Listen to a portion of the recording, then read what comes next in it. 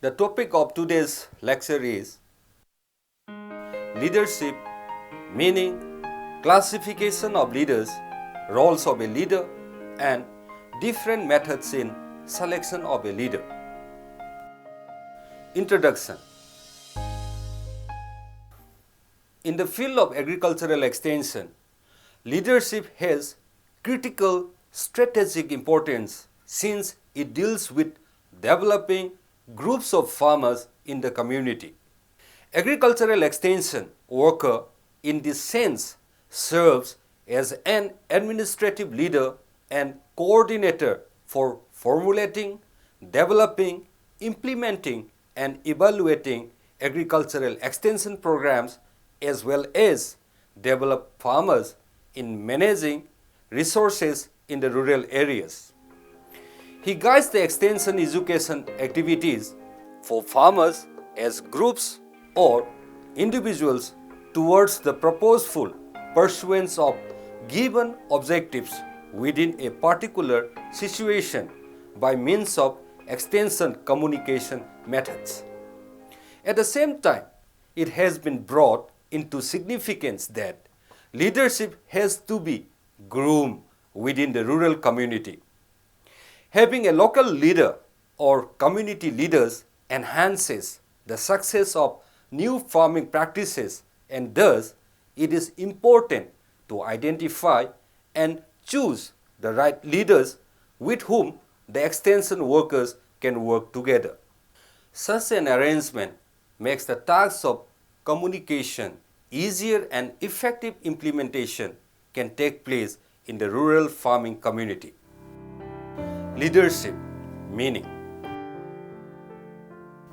In the most general level, a leader is a person who rules, guides, or inspires others. In other words, a leader is someone who first perceives the group's needs far ahead of others in its implementation and one who exercises the acts which facilitates to accomplish the group's goal. Reading in Glossary of Sociological Terms defines a leader as: number 1, person initiating interaction with other members of a group. Number 2, person who initiates interaction more frequently than anyone else in a group. And third, person who moves the group towards group goal. Leadership has been defined in 3 fundamental ways on the basis of whose property it is. The first definition regards leadership as a property of an individual. Leadership was, therefore, defined by Hammond as the process whereby an individual directs, guides, influences, or controls the thoughts, feelings, or behavior of other human beings. Thus, while the term leader refers to a person or an actor, leadership is a process.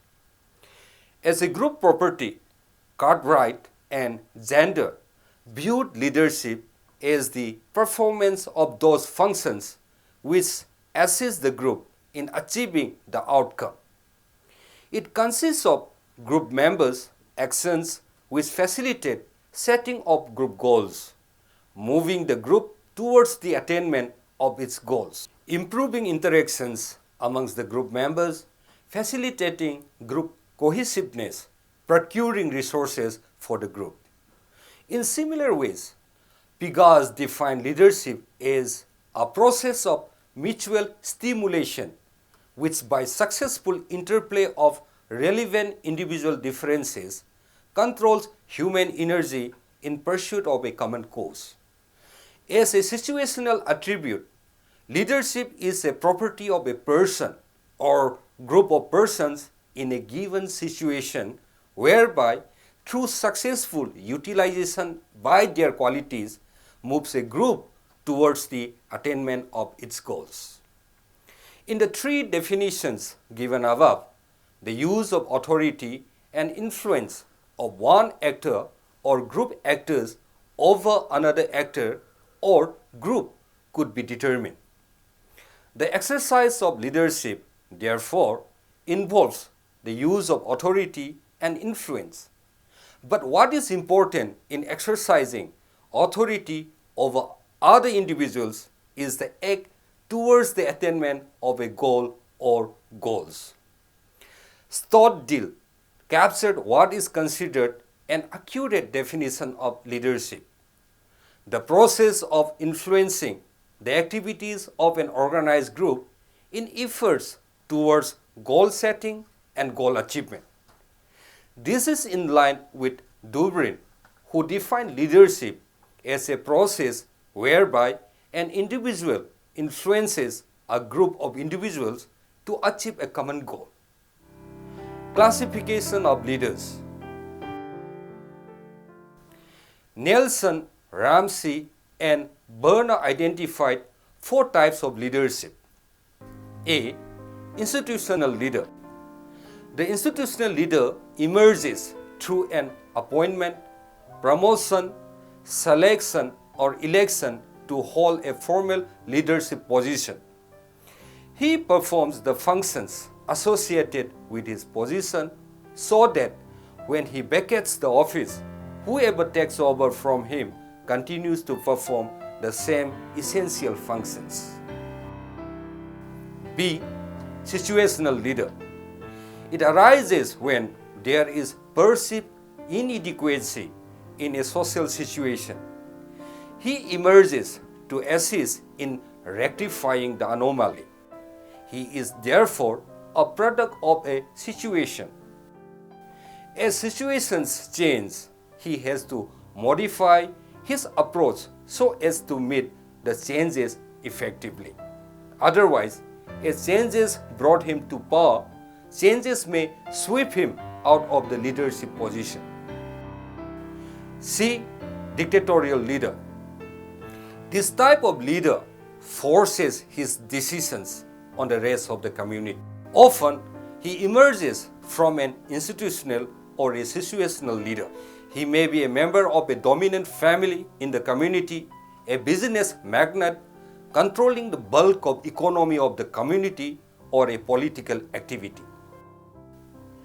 D. Creative leader.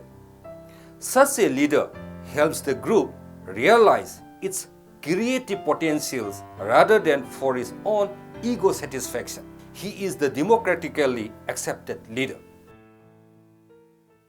In addition to this, there are the Weberian typologies of leadership such as charismatic and traditional. The term charisma refers to personal appeal or magnetism. A charismatic leader is therefore the type of a person who has such personal qualities such as good looks, high level of intelligence, ability to speak fearlessly, and commitment to certain ideals, which when taken all together makes people follow him almost without questioning his authority.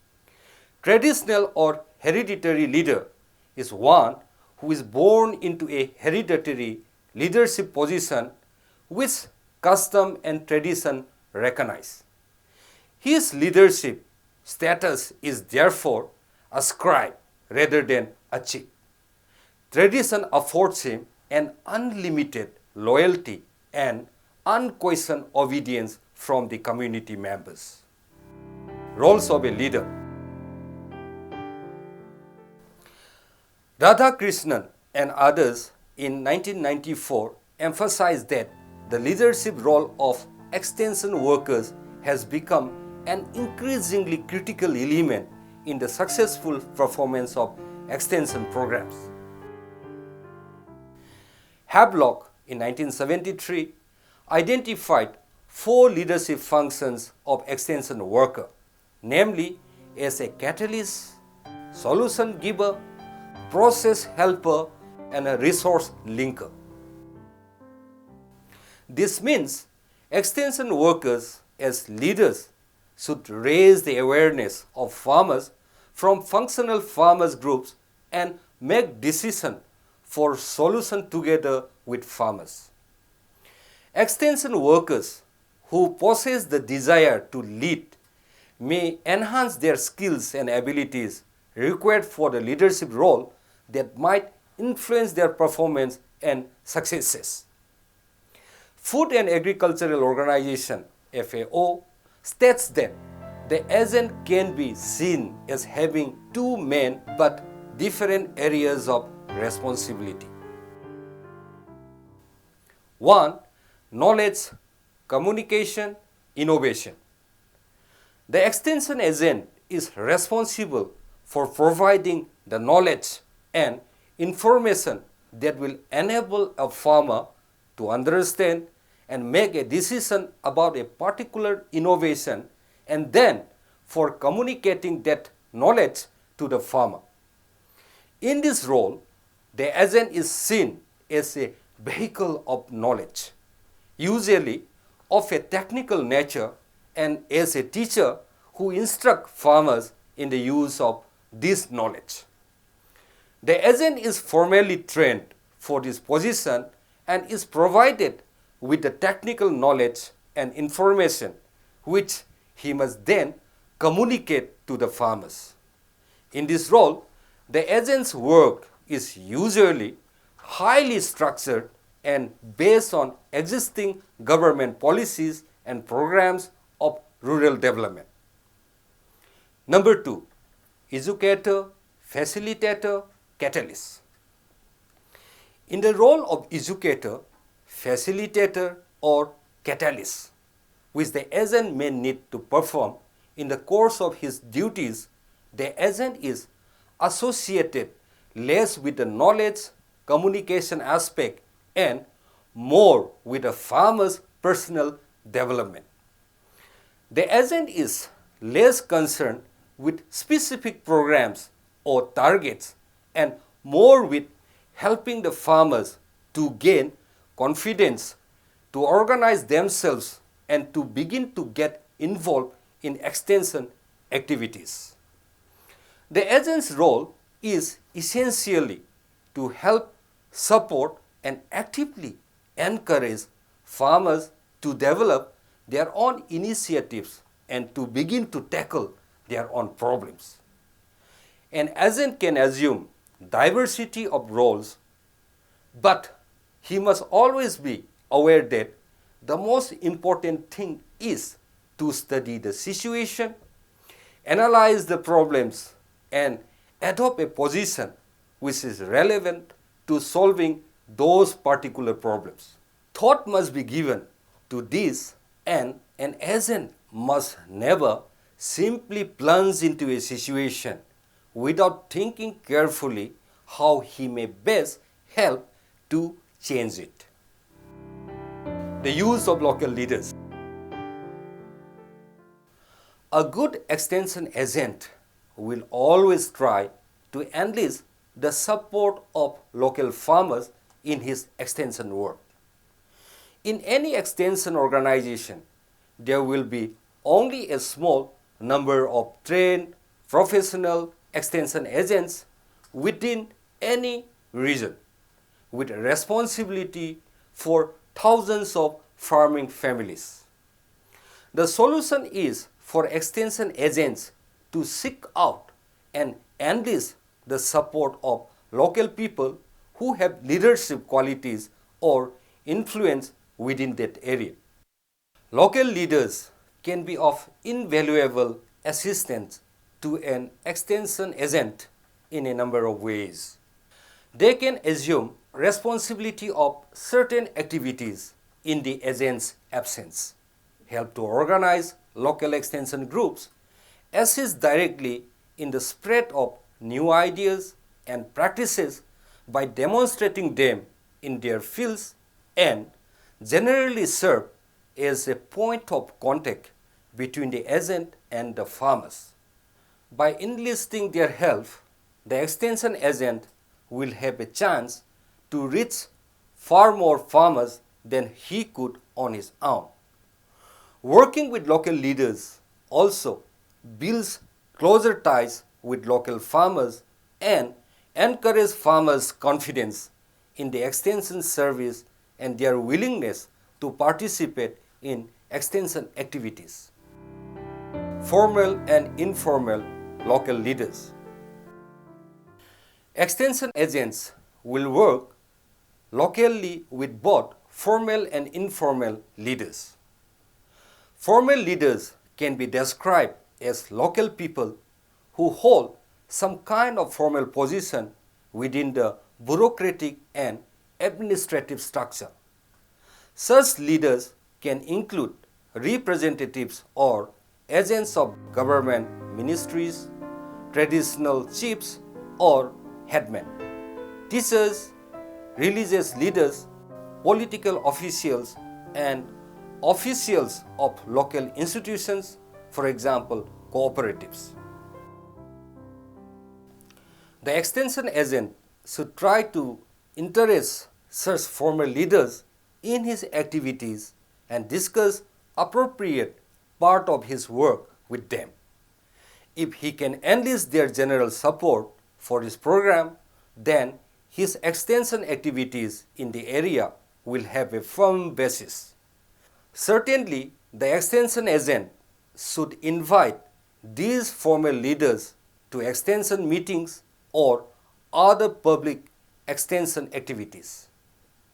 When carrying out his extension program and activities in the field, the extension agent will work with local informal leaders. Informal leaders are farmers prominent in their area who show the qualities and abilities which can be of use to be an extension agent. Informal leaders will exist in a rural area, and by careful inquiry and observation, the extension agent should be able to identify them. Often, by talking to other farmers and asking whom they see as the natural leaders in the area, the agent will be able to identify the key farmers whose support will be invaluable in promoting extension activities. Methods in selection of a leader. Extension experience in different parts of the world has suggested the kinds of qualities and characteristics that the agent should look for in farmers who might be good local leaders. Clearly, an extension agent should not hastily invite a local farmer to become a leader of extension activities. He must give some thought to his choice. The following two lists are examples of qualities Food and Agricultural Organization recommends while selecting local leaders. Number 1, initiative to take the lead and give confidence to others, intellect to understand issues and identify problems, industry and energy to work unselfishly with other farmers, influence over others and the ability to persuade and teach, and finally, integrity and a sense of responsibility. Number 2, experience in farming and modern agricultural practices, educated and literate, reliable and a regular attender of extension functions, innovative and willing to try out new ideas, and finally, trusted and liked by his fellow farmers. FAO asserts that the above lists are not meant as checklists but do indicate the importance of selection and the care that the agent must give to determining the qualities he feels are important. He must then seek out those farmers in his area who match the qualities. Conclusion. In this unit, we discussed the concept of leader and leadership and types of leaders. Further, we have also discerned roles of a leader and different methods in selection of a leader from the rural community. From all this, we have learned that the type of leader or leadership in rural communities determines the level of development in such communities. Thank you.